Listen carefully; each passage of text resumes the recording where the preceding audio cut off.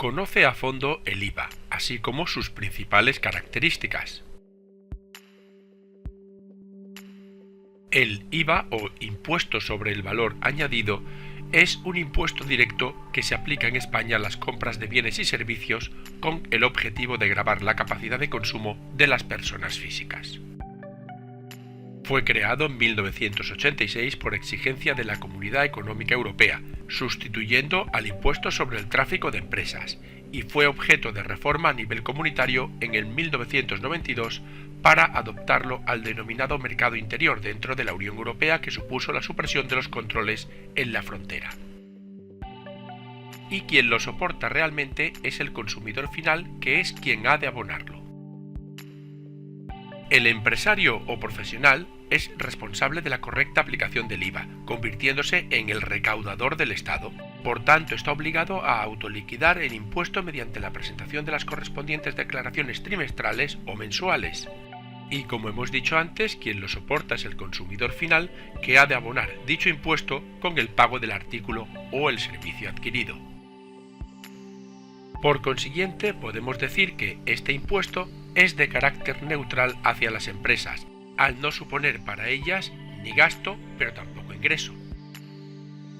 Según el informe anual de recaudación de la Agencia Tributaria Española, en el 2019 los ingresos por impuestos fueron los siguientes. En primer lugar, el impuesto sobre la renta de las personas físicas, el IRPF. A continuación, el IVA. Y a más lejana distancia, el impuesto de sociedades, los impuestos especiales y otro tipo de impuestos. Por consiguiente, con este gráfico podemos ver que el IVA supuso 1/3 del total de impuestos recaudados por el Estado. Y por otro lado puedes ver las partidas de gastos en el mismo informe del 2019 a continuación en este gráfico de rectángulos, cuyas cantidades están en millones de euros. Por lo tanto, si comparamos los dos gráficos anteriores, podemos ver que nada más ni nada menos que 1/5 parte de los gastos de nuestro país se sufragó con el IVA, o dicho de otra forma, 1 de cada 5 euros gastados en España se pagó con el dinero recaudado por el IVA, una cifra en absoluto nada desdeñable y muy a tener en cuenta. ¿Y dónde se aplica este impuesto? Bueno, pues este se extiende a todo el territorio peninsular español, así como las Islas Baleares, no siendo de aplicación en las Islas Canarias y las ciudades autónomas de Ceuta y Melilla. En Canarias se aplica un impuesto de naturaleza similar denominado Impuesto General Indirecto Canario, el IGIC, mientras que en Ceuta y Melilla se aplica el IPSI, el Impuesto sobre la Producción, los Servicios y la Importación. Y esto se hace por las peculiares situaciones geográficas y estratégicas que tienen estos territorios. Los tipos de gravamen o porcentajes según el producto son 3. El superreducido, el 4%, que se aplica a artículos de primera necesidad como el pan, la leche, las frutas y las verduras, así como a las versiones en papel de libros y periódicos y a los medicamentos y otros productos farmacéuticos. Luego tenemos el reducido, que es el 10%, aplicado básicamente a algunos productos alimenticios y a los productos sanitarios, transporte de viajeros, la mayoría de servicios de hostelería y la construcción de nuevas viviendas. Y el general, el 21%, que es el que se aplica por defecto cuando no resulta aplicable ninguno de los otros dos. Además, existen actividades exentas del pago de este impuesto, según la legislación tributaria española. Los más destacados son la enseñanza en centros públicos o privados autorizados, la asistencia a personas físicas por profesionales médicos y servicios sanitarios, servicios profesionales determinados, incluidos aquellos cuya prestación consista en derechos de autor, prestados por artistas plásticos, escritores, colaboradores literarios y gráficos, etc.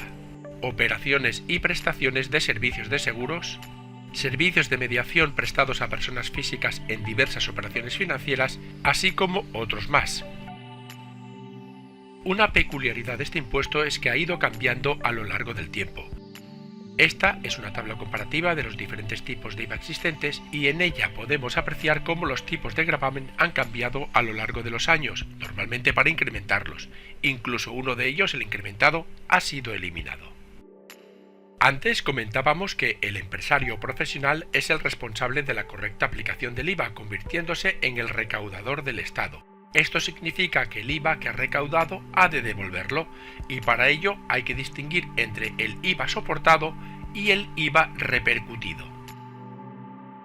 El IVA soportado es aquel que el trabajador o empresa ha de hacer frente por los bienes o servicios que necesita para llevar a cabo su actividad profesional, mientras que el repercutido es aquel que se cobra por los servicios prestados o los bienes vendidos a terceras personas.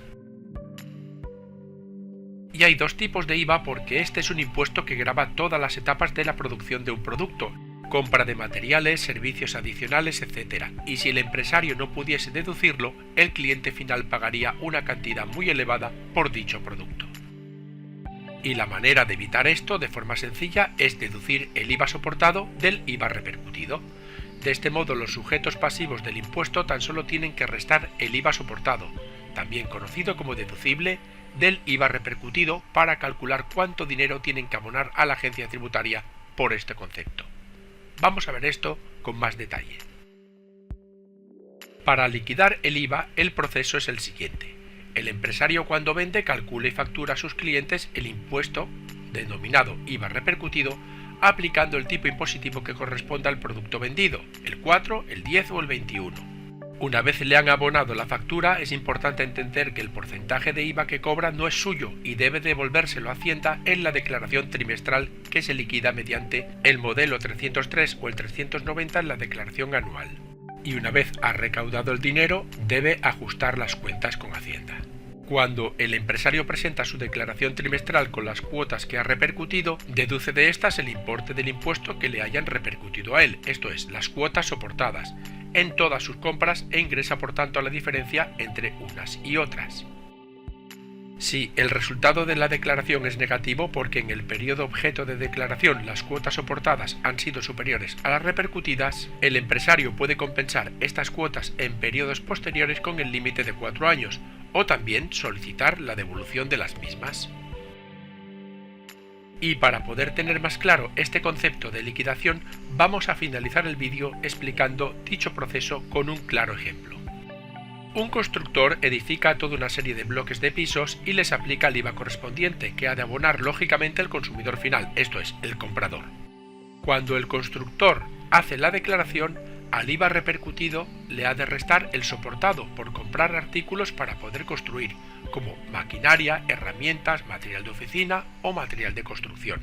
Y la resta sería la diferencia que puede salir a abonar o a devolver, como hemos dicho antes. Y esto ha sido todo. Muchas gracias por escucharme y espero que te haya servido de ayuda. Para más información, entra en yucam.com.